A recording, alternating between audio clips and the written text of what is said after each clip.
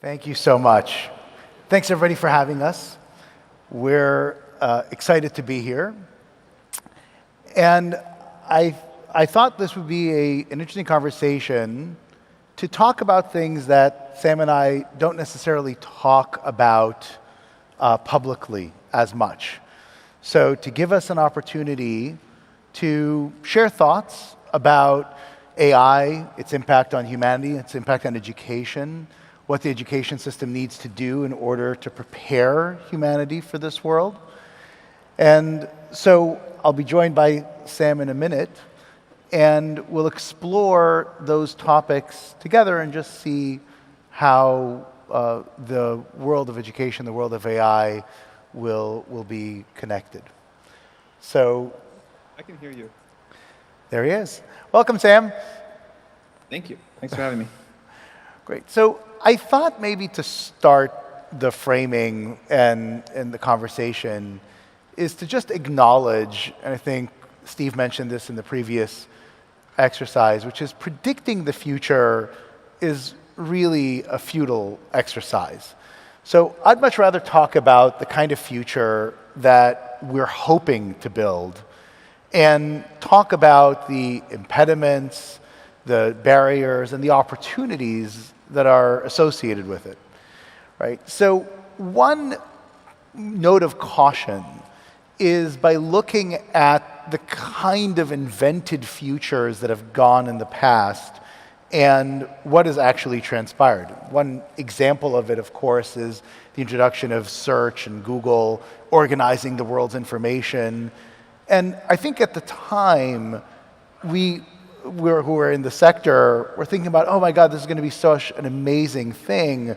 We're going to have the machine organize all of the world's information. And that will mean that human beings will no longer have to do the drudgery and instead can focus on higher order thinking, that great editors will emerge and really leverage the power of access to information and provide so much more depth and deeper understanding for their audiences. And I think it's relatively safe to say that editorial prowess around the world is not exactly accelerated. You know, we've seen the world of top 10 lists and clickbait and listicles. And so, you know, as you think about, I don't know, reflecting on AI and its immense opportunity to accelerate human potential, I don't know, is there something that you're worried about in having an unintended consequence where instead of elevating humans to do better and better, that it creates a, well, it's better than average and that's good enough type of acceptance in culture? Yeah. Look, it's a great question. We are, like any powerful tool, people will use it for good things and some bad things. And even though we're confident that the good things will outweigh the bad ones by orders of magnitude, that doesn't make the bad ones go away. And you know, with any technological revolution of this magnitude, some important things are going to be lost, for lack of a better word. That doesn't mean we shouldn't do this whole thing. Like the benefits are going to be so tremendous. And I also find it very hard to predict the future. So, you know, talking about where the incredible benefits and the downsides will be, that's, you know, the only thing we can say for certain is whatever we think now will be wrong. Right. But we are very aware that those are going to come and be part of it. And we'll work as hard as we can to minimize those, but not everybody will agree what the bad parts are even. Right. And this is going to be a moment that we're going to have to navigate together. The collective preferences of society is an easy sentence to say, very difficult thing to do. Yeah, for sure. You know, and I don't know, it just seems like when we think about how do we instill values in society that reaffirm the benefits of working hard, the benefits of leveraging, as opposed to really saying, well, hey, it's done so much easier, then we can just, you know, ignore everything else. There's this great little cartoon that in MySpace in the education world that shows a robot lecturing to a group of other robots and effectively saying, hey, great, this is now we can outsource everything. The professor will be replaced by AI, the students will be replaced by AI, and now nobody needs to do anything.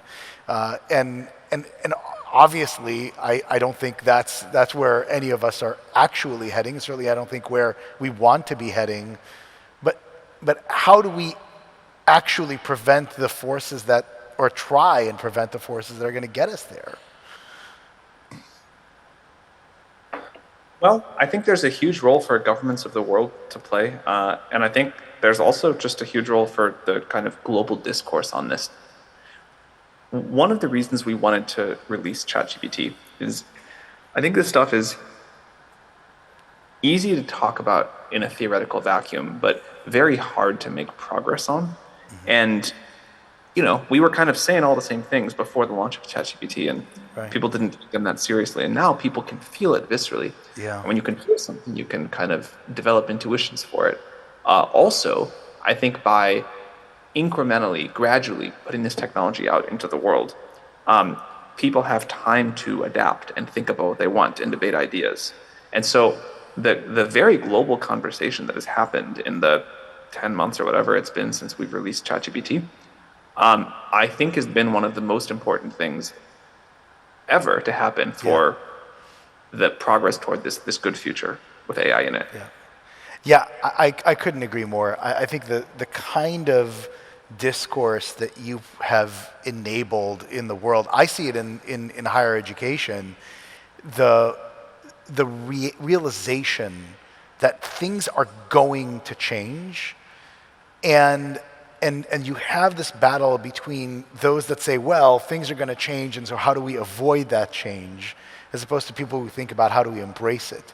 And I remember a conversation you and I had, my God, it was about 1.5 years ago now, right, where you were mentioning to me that at the time, I think it was, correct me if I'm wrong, that 70% of the code at OpenAI was actually being written by the AI, right? And so you had this dramatic acceleration of the productivity of your engineers. It's very amazing what's happening with ChatGPT for coders or Copilot or any of these tools. But I do want to point out that the code that is being written is the kind of, generally it's the simpler, kind of more rote code.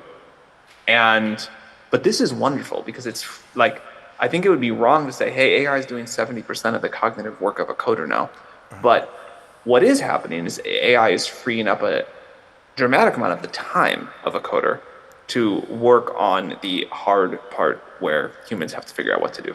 Exactly, right? And to me, that's the most profound thing, right? Because we see it in coding in the bleeding edge. But think about then having not just a 10x engineer, which we all knew pre the world of AI, right? The mythical creature, which I've employed a few in my past, right? That could do the work of 10 engineers. But also think about the 10x lawyer, the 10x reporter, the 10x author, and what that kind of productivity can mean, especially for those that are going to have the training to have the metacognitive tools to use these things effectively. Because I think exactly as you're saying, you're able to do so much of the low value but substantially time-consuming work that people had to deal with, but it's grappling with the nuance and the black versus the gray, and it's those tools that I think are obviously becoming more and more important in society, and frankly, that educational institutions have talked about for a long time, but really certainly up until the age of Minerva have not actually been doing. Yeah, I think we're all still underestimating that kind of impact and how dramatic that's going to be. Yeah. You can see it the most in young people who, again, ChatGPT has just not been out for that long, but the people that have had the most sort of plasticity in their workflows have, people who graduated college, say last year, and just joined the workforce without a set way of doing things. It's amazing how much they've adapted what they do to use this tool. Yeah. Same thing with people learning right now. It's just remarkable, and I think that's a good preview for what's going to happen. Absolutely, I see it in our students. The rate of entrepreneurship in our graduates, we were already, I think, somewhere around 2 orders of magnitude, 24 times, I think, the rate of entrepreneurship among a Minerva graduate compared to a Stanford graduate, as an example. And now I see them, just even students that took a different pathway post-graduation, saying, wait a second, now actually starting something is so much more straightforward. I have so much leverage, I need to raise less money. I remember when back in the dark ages, when I was starting work in the internet in the late 90s, we had to have a team of 20 engineers spending, I think, 4 or 5 months building a shopping cart, right? And you don't even need AI. You just have libraries that you can use now, and you can have one overnight.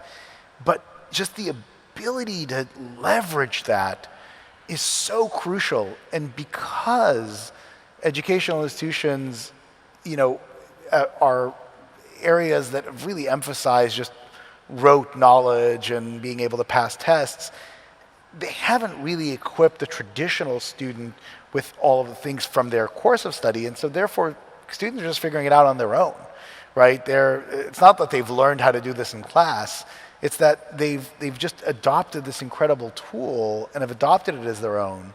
And what we're trying to do is give them these systems of thinking so that they can purposely leverage it, right? And in many ways, think about those types of powers, right, that are fundamentally human, that allows them to be superhuman if they use the tool effectively. So you're seeing a bunch of people, because you're helping to fund startups, right? And of course, you were one of the founders of Y Combinator. You were in the front row seat. Not a founder. I ran it for a while. Sorry, we ran it for a while.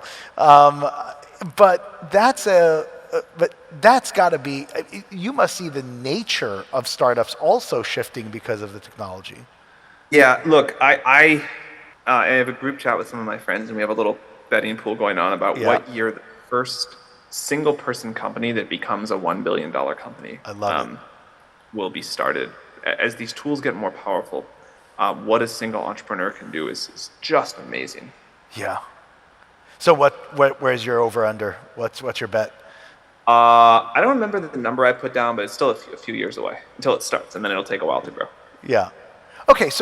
But now let's think about that, right? Because I think in general, I remember, again, one of our bets where you and I'm not going to repeat it because that's in the geopolitical sector, but where you and I were the only pessimists about the use of a certain technology in warfare a while ago, where everybody else thought that would be an absolute impossibility, no way. So I resonate with your instincts there. But given this concept of literally the 100x productive human,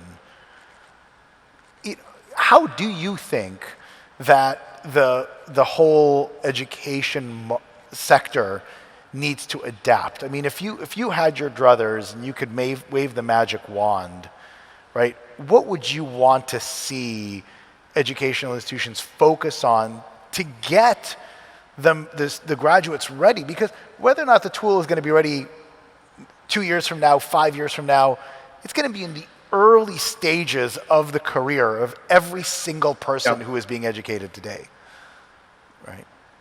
I think the main thing I'd like to see right now is just a lot of experimentation. Yeah. No one knows the right answer, which is fine. I think systems, countries that have the highest rate of experimentation are most likely to figure out how this works. I think it is going to change the process of learning, no doubt. But we're still in this Cambrian explosion phase, and people are building amazing applications with the technology. But we need to see where it's going to go. Yeah, I think it's such an interesting insight. I was last week in Mexico, where we launched a brand new university, Universidad de la Libertad, which it was actually privately funded. So it wasn't actually a national initiative, but to the great credit of both the team and the government, the government authorized and accredited a brand new institution with a radically different approach, specifically in a post-AI type of approach for it. And I was there because, of course, we helped design the institution. But the ministers of education that I've talked to that are trying to embrace fundamental change, right, are crucial. And at the same time, there are a number of university presidents. I'll give you two little anecdotes, and I'm just curious to get your reaction to them. So one anecdote is a university president who, in the United States, these are both American presidents, who said, yeah, so, ChatGPT, huge disruptor, we have to go 100% back to oral exams. No written anything. We've got to go back to oral exams, the only way to ensure the students are being trained. So that was one side of the spectrum. Another side of the spectrum was another university president, very honest, really like him. And he said, look, we just need to admit that we have no idea what the students are learning. So we have to get out of the role of certifier and just tell an employer, look, these students spent 4 years here. Here are the courses they signed up for. We don't know if they showed up for class. We don't know if they learned anything. We don't know if they actually took the test. But you go figure it out now as the employer. We just gave them the opportunity. So, of course, we have a very radically different approach than those two. But I know when you hear kind of reactions like this, how do you process that? I think this is the normal range of human reactions to going through a moment like we're going through.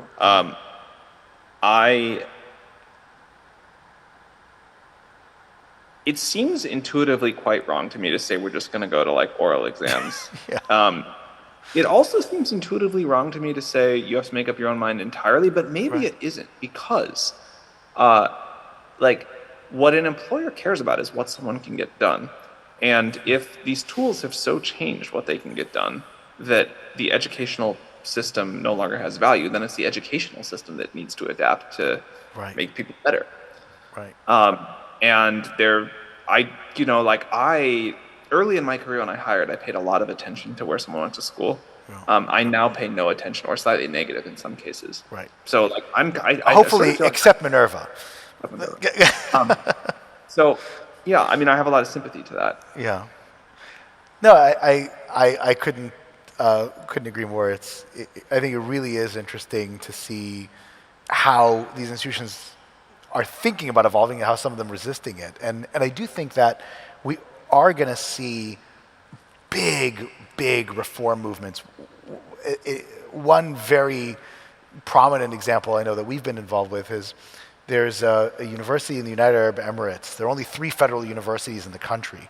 And one of them, Zayed University, was led by a really visionary president, Her Excellency Noor Al-Kabi, and she realized that the university, named after the founder of the country, didn't live up to the namesake, that really needed to up its game. And before ChatGPT, before OpenAI before OpenAI released, of course, to the general public, after OpenAI existed, of course, she said, no, we've got to up our standards. And she initially had us build a college of interdisciplinary studies within the university. The university that educates 10,000 undergraduates and thousands of graduate students. And almost instantly, she and the board decided to shift the entire incoming class into the new college and effectively to sunset the old programs. And the howls of protests that came out of that decision were deafening. And then, I have you to thank for this, when ChatGPT came out, and Zayed was the only fully interdisciplinary, fully post-AI ready institution in the entire region, if not the world, all of a sudden, all of the criticism went immediately silent, right? And so that's where I think bold leadership is going to come, because institutions are going to be sclerotic unless they have a leader that's going to push them in that way. You just spent a month, right, traveling the world, meeting various leaders in government and civic society. I mean, did you get a sense that people are ready to do the things, or are they just kind of looking at it and saying, oh, wow, that's scary, and I'll let my successor figure this out? Some of both, of course, but on the whole, like, I was very impressed by how much people want to engage with this, Yeah. are taking it really seriously, are up to speed, understand the magnitude, and want to kind of leave their mark and contribute. And do you think that there's a, a, a, a hunger to take on the entrenched systems to change them? Because ultimately that's when push comes to shove, right? I do. I really do. I was very impressed. Wow, that's real. If you had to kind of give the people who are here watching, listening, a a tip of the hat to where they should be looking for, like what are the societies, the leaders that you think are going to make some of the, and again, it's a prediction, you don't know if they'll actually do it, but again, if you were just wagering, where do you think some of those system changes are going to come up first? I think we're seeing it the most right now in creative work, and not necessarily. I mean, I'm sure in some ways, but not in the main way that people were really terrified about when the first image generators launched, which is there's going to be no role for artists or visual artists or whatever. What we're seeing is that what a visual artist can do now has just gone to a totally new level. Now, I don't want to minimize also replacing some people, because that's definitely happening and very painful. But the quality of creative work, I think, is going to go up so much. Yeah. Which sounds really good, but like, imagine if TikTok gets like 10 times better and 10 times more addictive. Maybe Right. that's not so good. I think that's gonna be a big change coming soon. Fascinating. So, and do you see that embraced globally? Do you see that that's just going to be a sector-wide phenomenon? Because when you have the massively more productive people, there's just going to be nowhere for the non-productive ones to hide? There, I don't really know how that's gonna play out, but I think that, I think everybody will get more productive. There probably will be more dispersion, more spread, but I think quality of life and ability to contribute should go up across the board. But as you said, maybe unevenly. Yeah, it feels to me like the uneven spread of the spoils, the economic spoils of using these tools is, in some ways you could think, well, if you've got a 100x producer over here and a 1x producer over there, there's going to be even greater economic disparities. At the same time, one of the core problems in society, certainly something that we've tried to tackle at Minerva through our own university, through what we're talking about broadly, is to realize that talent is dramatically more broadly distributed than in a traditional sense that you would look at in traditionally highly selective institutions. So as an example,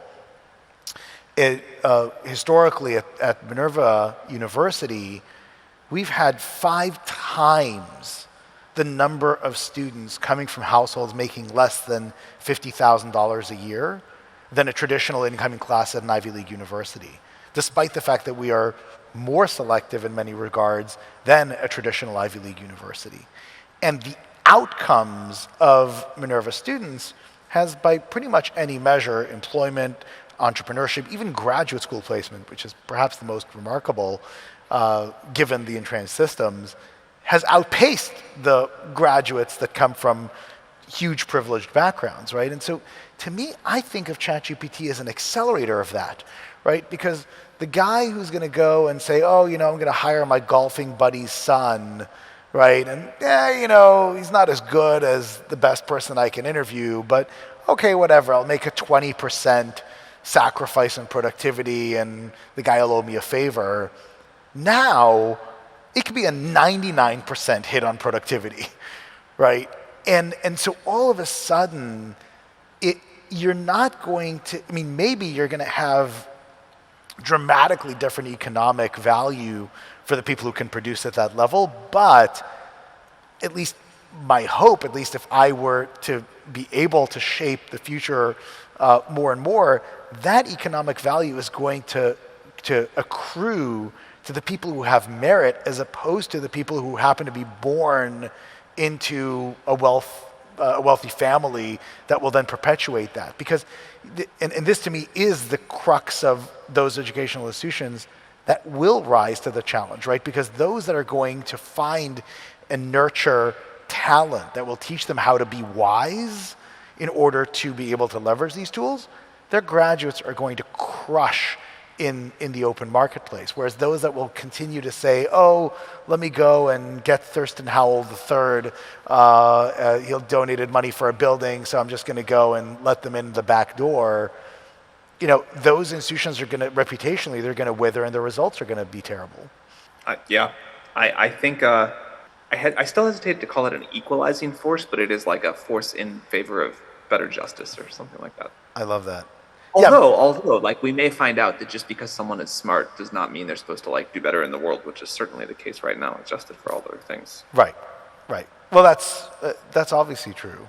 But talk more a little bit about that, right? Because ultimately, I do think that this technology will change the economic distribution in the world, individually, societally, sector-wise, et cetera. And there's got to be some profound scenario planning, let's put it that way, right? So rather than predicting the future, thinking about scenarios that could come to pass, and then how do we mitigate or try and mitigate some of the potential downsides? I mean, if you kind of, if you had to riff on that, what would you be looking out for about decisions that we make today from a policy perspective or from a values perspective or promoting a particular approach that could help mitigate some of these pitfalls in the future?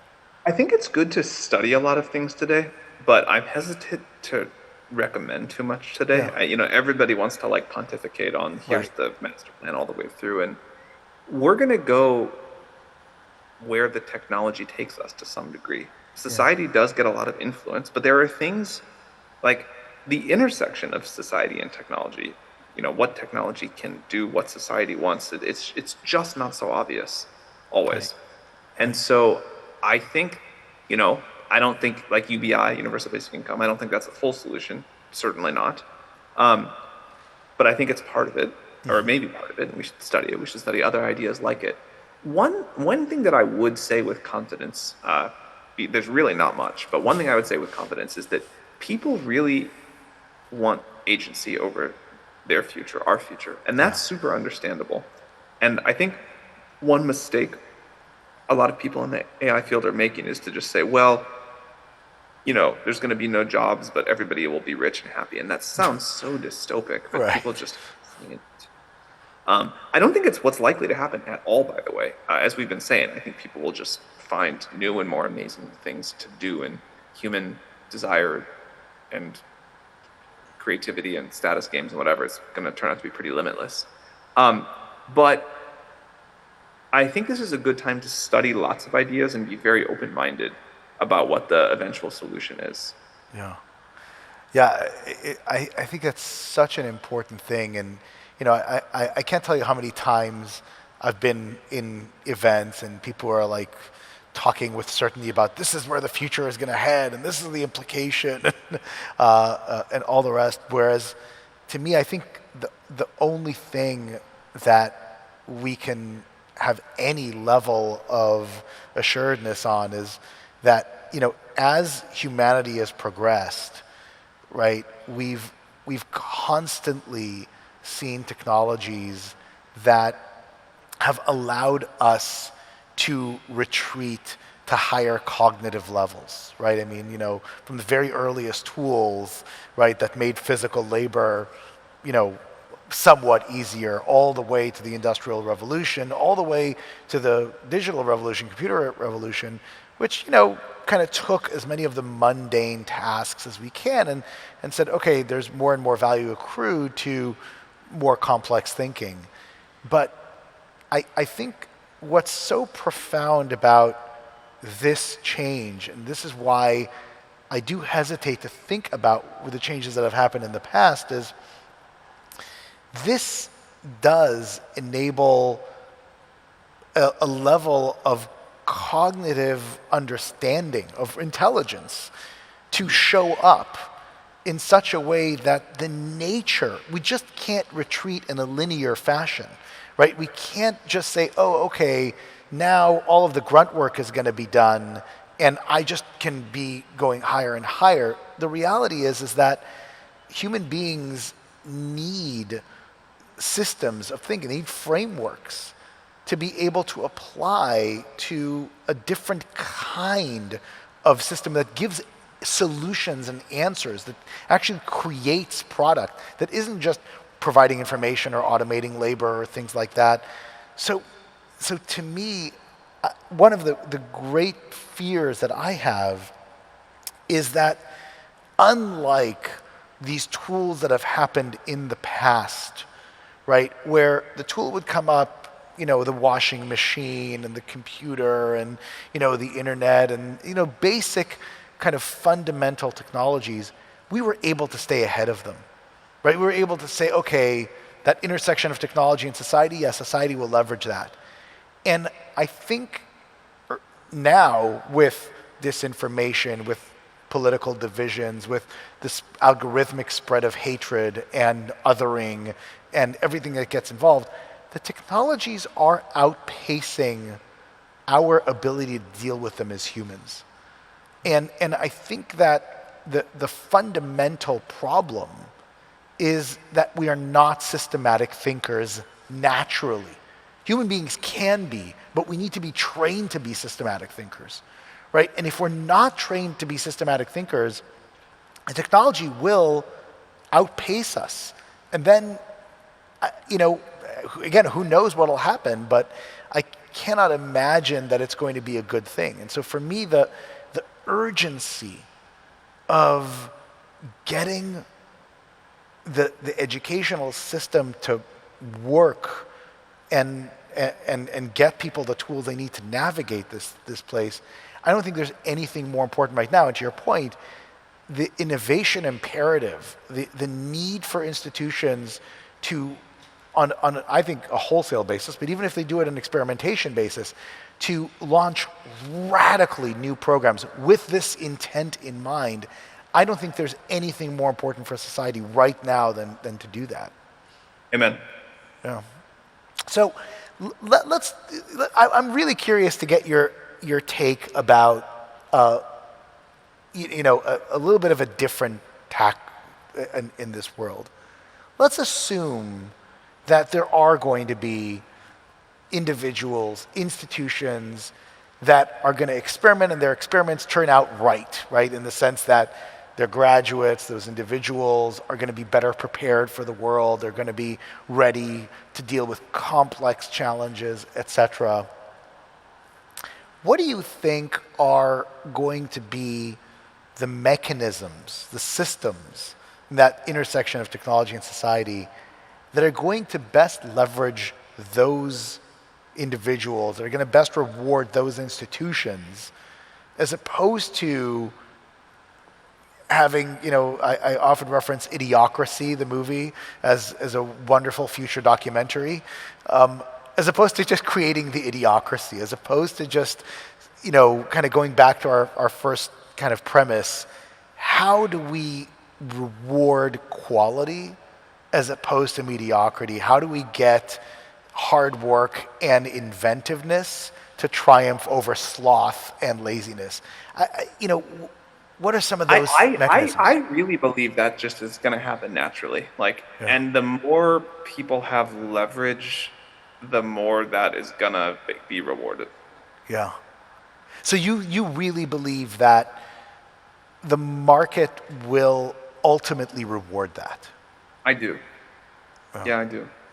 That's one area where the optimist in me, I really profoundly hope that it will, and the pessimist in me has a note of caution given what I see happening in the world from previous areas, and And that is one area where I'm, I don't know, particularly cautious. We only have a couple minutes left. I wonder, in this context, for people that are listening to us now, that may be listening to us in the future, those that are no longer in the time of their lives when they were intensely studying. Of course, we're all learning, we're all changing. But people who are making the decisions out there, give 2 or 3 pieces of advice. What can they do? What can they actualize to get not only the organizations they lead, but the societies they care about better prepared? What would you think they should be doing? Well, I think nothing beats direct experience and fluency with the tools. In the data that I've seen, the people who actually are using ChatGPT and services built on things like the OpenAI API every day have much better intuitions about what to do. So I think that's my top piece of advice. It's just like, and I think this is true for most things, but the closer you are to it as a actual user, the better the quality of your intuition and such will be. Amazing. I think that's so important. Our mutual friend Reid Hoffman, who's I think one of the most amazing positive forces for AI. I know you and I both did his most recent podcast, Possible. He always likes to think in the optimistic way, right? What it can unleash and unfold. Again, without too much prediction, but actually talking about what you have seen, right? That maybe is not fully rolled out. What's possible? What is the thing that or what are some things that have just blown you away because you've seen it work and most people haven't yet? Well, we try not to talk about unreleased products, but with GPT-4, education, healthcare, personal productivity, those are all pretty big. Yeah. What about from an entrepreneurial perspective? Companies, for example, I haven't played with it yet, but I just saw a new company launched, Omniscient. Have you seen this one? Where you provide a prompt, and in 8 minutes, Omniscience, I should say, not omniscient, Omniscience. In 8 minutes, it will produce either a fiction or a nonfiction book. And, I imagine the first version is not going to be ready to be winning a Pulitzer, but imagine if you could just feed data and in 8 minutes have a draft of a book, fiction or nonfiction, and then work off of that. To me, that is a mind-blowing application that I don't think most people know about. Any that come to your mind in that vein of people that are out there using the tool in profound ways? Another version related to that is the number of people who come up to me and say, hey, I like ChatGPT, but my kid loves ChatGPT, and every night we're like telling new creative bedtime stories, and it's, just this beautiful creative force to see unleashed. That's very cool. That's awesome. Great. Sam, awesome chatting with you. Thank you for the time. Thank you. And thank you, everybody.